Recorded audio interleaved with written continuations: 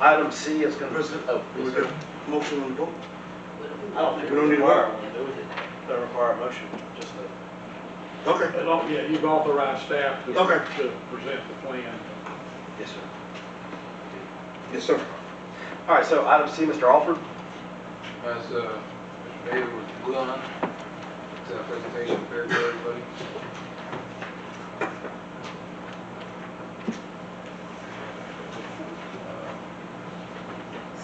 No, we have a quarter.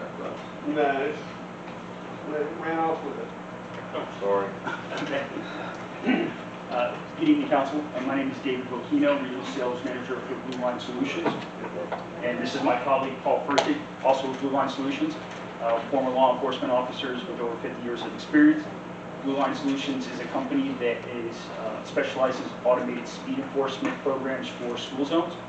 What that is that we are capable of assisting cities and counties with reducing speed infractions and the possibility of fatalities in their school zones, and other states also in work zones. About 6 months ago, we were able to speak with city and county officials at some of our conferences that we go to. We were able to speak with Chief Davis and his command staff, and after requested them, we came up here in February, and we did some speed studies on your 4 schools. There are 2 elementary schools, middle school and high school, where we found in a 5-day school week that there was over 4,500 speeders that were 11 miles an hour or over in their school zones. House Bill 657 was signed into legislation July of 2023, and what that states is that cities and counties can vote to enact a program of automated speed enforcement programs to assist with reducing speeding infractions and driving behavior, altering bad driving behavior.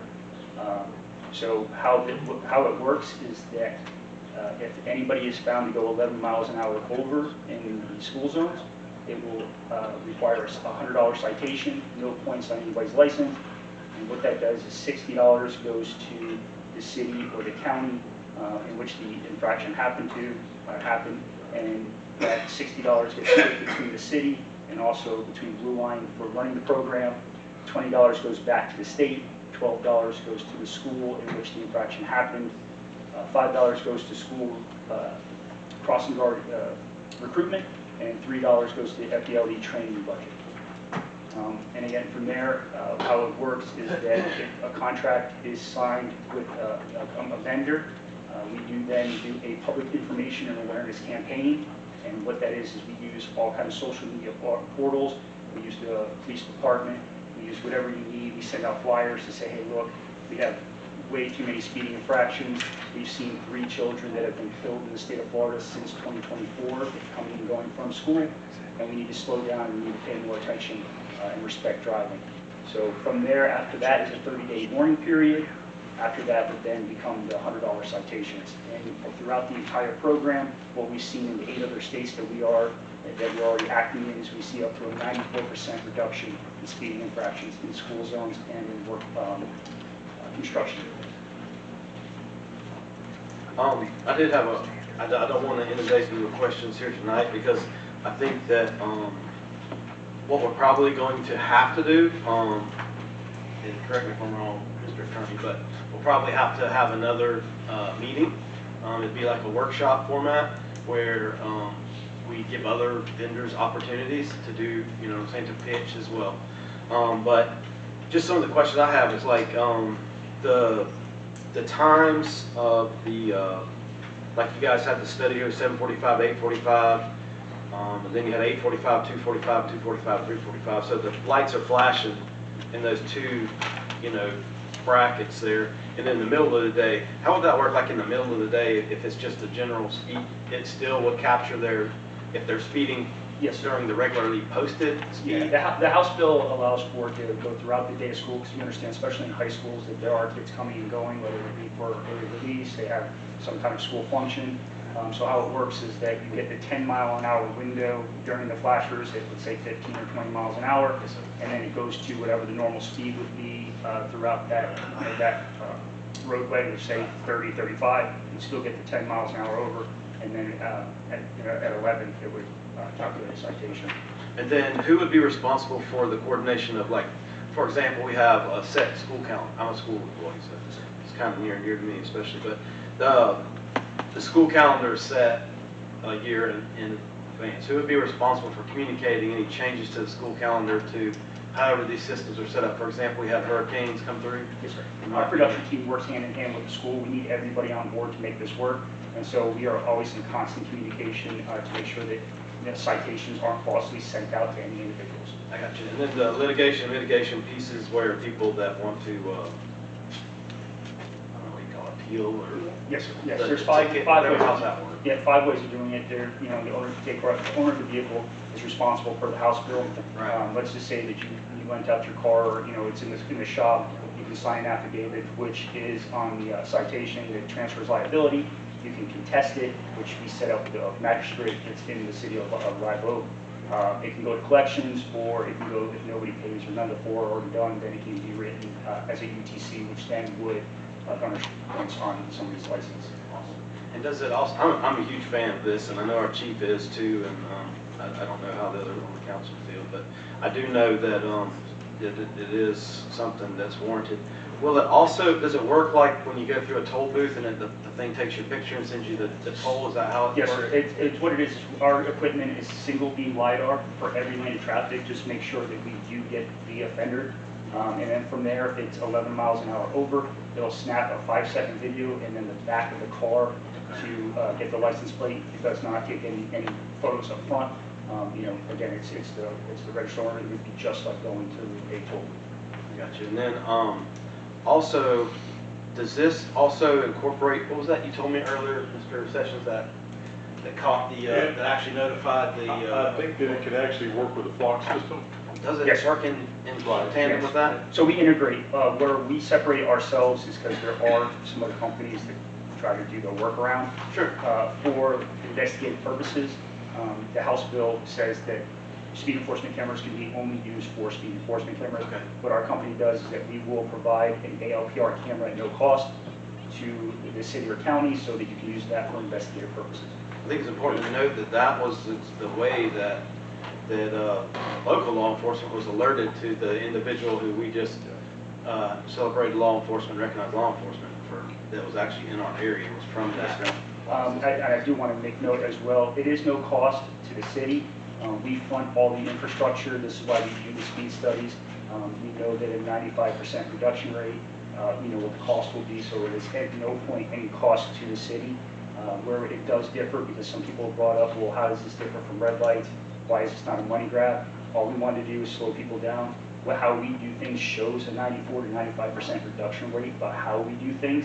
And even though the red light cameras were a great concept, it would stop T-bone, accidents, but it would cause rear-ending. People were getting tickets on, making a right-hand turn. This is, you're getting 10 miles an hour over, stop speeding in the school zone. Exactly. And again, the numbers don't lie.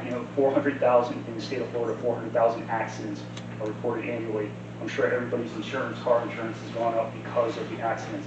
Working 19 years in law enforcement, some of the worst things I've ever seen are traffic fatalities and having to make death notification. All we're asking is for people to slow down, and we're doing whatever we can to assist with that. What about the distribution and accounting of the funds? So let's the say for every $100, you say 60 goes here, there. How's that dispersed and who's accounting? So we get with the city and how we disperse it, and you guys put it into a general fund, which gets dispersed to different entities. And then on top of that, it is used for public, it has to be used for public safety, in areas that we do work in other places. We've seen it to where it can help with putting in sidewalks. We've seen at beach areas to where they use it to hire lifeguards.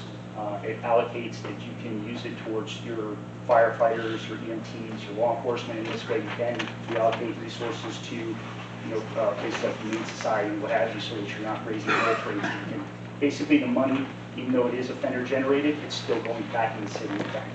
And the money that goes to the school, how's that have to be accounted for and spent? Is there a certain fund in which it needs to go to for the school? Is it for school safety? Is it? Yes, absolutely. It's for All school safety? safety. Yes. So again, if you guys were to need anything when it comes down to, again, signage, things of that nature, adding maybe another officer to, your school areas that you can use for that. Okay, perfect. What percentage do y'all get of the $60 retained by the city? That's negotiable. So we've gone as low as, depending on how many schools, as low as 15 for us, 45. We've seen 20, 40. So it's all negotiable. It's just based off of the amount of schools. Gotcha. And that light, as far as when you go past and you see the speed limit sign and it's flashy kind of thing, and then your camera would be there also to take the pictures. The thing that I'm thinking about is I've been by on a Saturday, the light's on and flashing. What happens? Nothing. It's Monday through Friday, Saturday, Sunday. And it stops when school stops? Yes, ma'am. Okay. Yeah, and how it works is that we do a site assessment for every school, and we go in and say, we make recommendations. Okay, we can use signage here, we can use speed feedback signs. So you're going to know that you're in a school zone, you're going to know what your speed is, and then we have our cameras for detection. And you getting that warning that first time is probably going to be an eye-opener for somebody. We see just after the 30-day warning periods that we have cut the numbers in half. In our other 26 cities, when we did speed studies, we saw 205,000 violations. Just even after our public information and awareness campaign and the 30-day warning period, it has dropped it down to over 50%.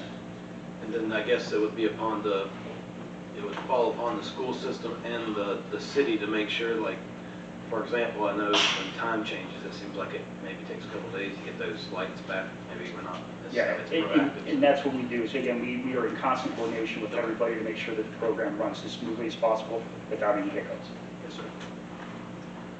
I have a couple questions. Yes, ma'am. These funds, how often are these funds deposited? Every month. So we usually, it falls on like the 15th or 16th, but every month it gets deposited. Okay. Now, you say the enforcement of this will be by the magistrate.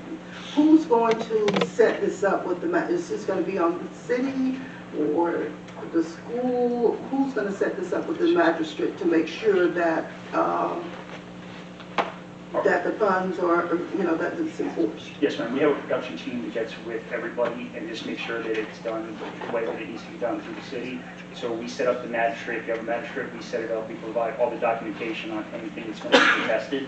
And then anything when it comes down to the funding, we get the city manager and, make sure that everything is run smoothly. So we get everything set up just based off who you get us in touch with so that everything gets taken care of. And then another question. I know he just mentioned that, the president just mentioned that our chief was on board with this right here. Have anyone spoken to the school board or the sheriff department or their,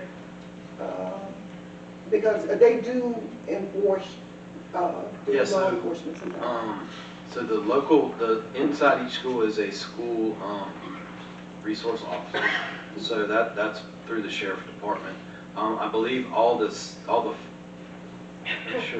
one of the speed zones would be within the city limits though.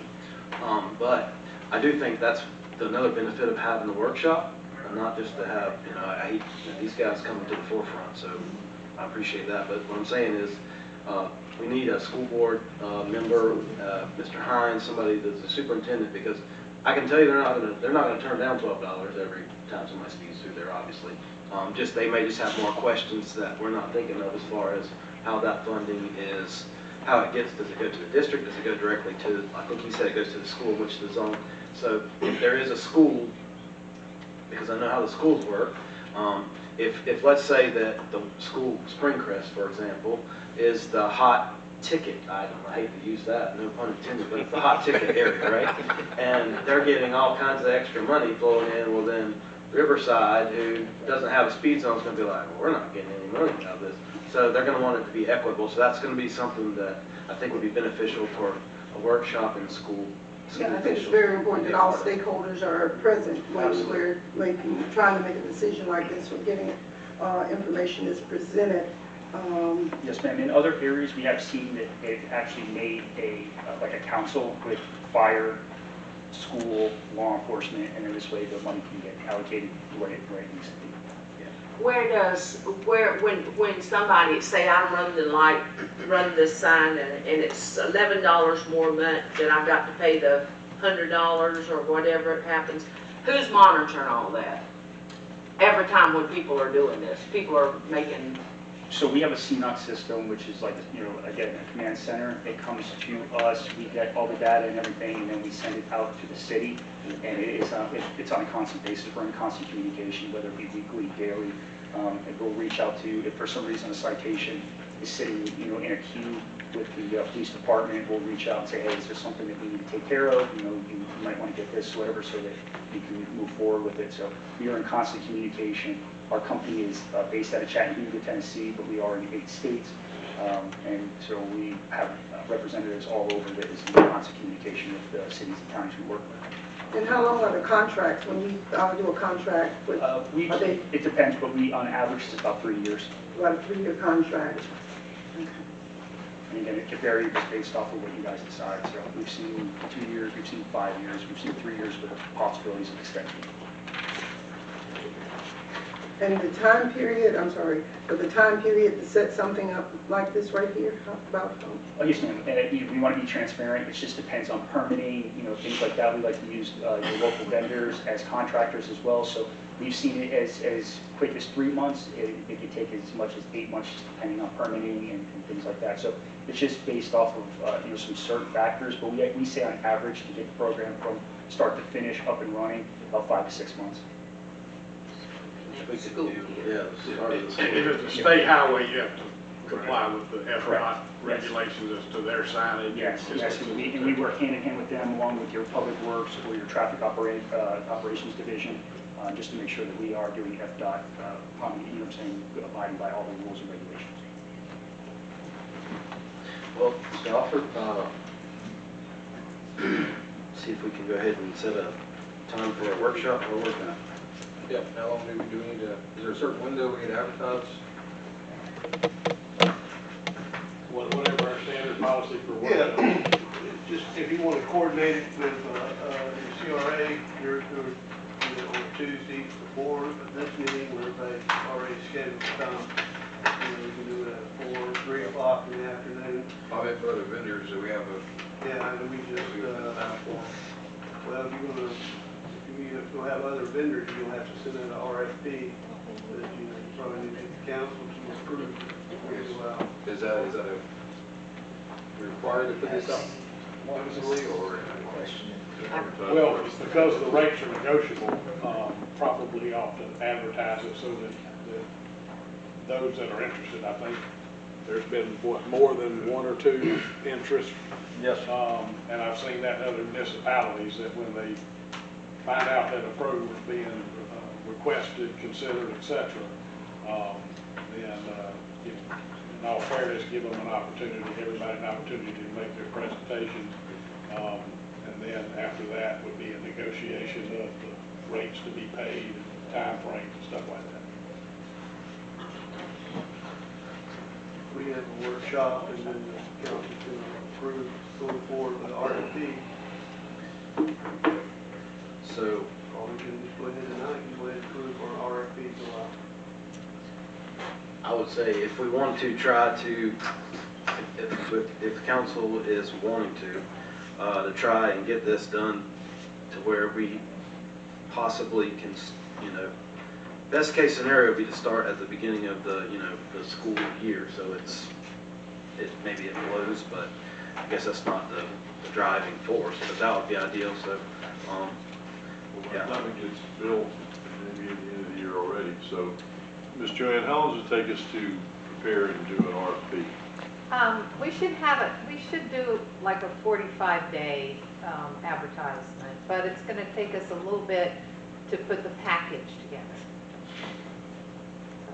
So, 30 days at the least. moving at the speed of snails. Jeez, I'm like, so we could probably look at the June meeting for do the RFP and invite everybody back on June 10th. It's probably the closest we could do it.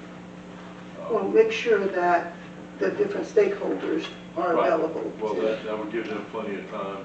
The stakeholders would be here and other people that may want to participate in the bid, so. That'll be over 45 days, pretty close to it. Satisfied? Yeah. You're item, boss. You go ahead with, what we gotta do to make it, Go ahead and make a motion to do an RFP. offer motion to make RFP. Second. So we have a motion and a second. Any further questions, concerns, comments? Mr. President, whilst we setting up a workshop, and possibly set up 2 workshops on the same day. Workshop concerning the, how to go about purchasing, workshop, John and I talked about it, for as a lien property, how it comes available. I don't think we really have an understanding about the lien property, when property we place the lien on, someone comes to get a reprieve. Could we set up a workshop? And I think John would probably be more qualified to handle Well, a workshop. I have a suggestion, just a suggestion. Mhm. That we let this be a standalone item because just the gravity and the size of it. But I'm not opposed to, we have a special called meeting, the 22nd already this month for the second, oh, we just did the second. That's the second. Second CDBG for the. Oh, okay, for the Right. revitalization portion. We could come, if everybody agrees on council, we could come for a workshop at, say, 4:30 that day, on April 22nd, to discuss April the 22nd. item you're talking about, which is the CRA board. Before the CRA board, we already have a Okay. 15-minute public hearing earlier than that, so if everybody's okay with that, CRA's okay with that, and if it's everybody's schedule, I'm okay with doing that. May 22nd. You know what, you and John have already spoke? April 22nd. April. This month. Oh, okay. I would, 4 o'clock, just in case you go a little low. 4 o'clock. That time for you? 4:30. I'll do it. 4:15. 4:15. What the difference? Okay. Workshop. And John can be our facilitator, I think. Oh, you have some conflict here. I have 2 little ones I have to pick up from school, and their mom is totally out of pocket. So 4 o'clock, About 4:15. How old are they? 3 and 4. At least put them on our laptop here for the workshop. You don't want to put them 2 on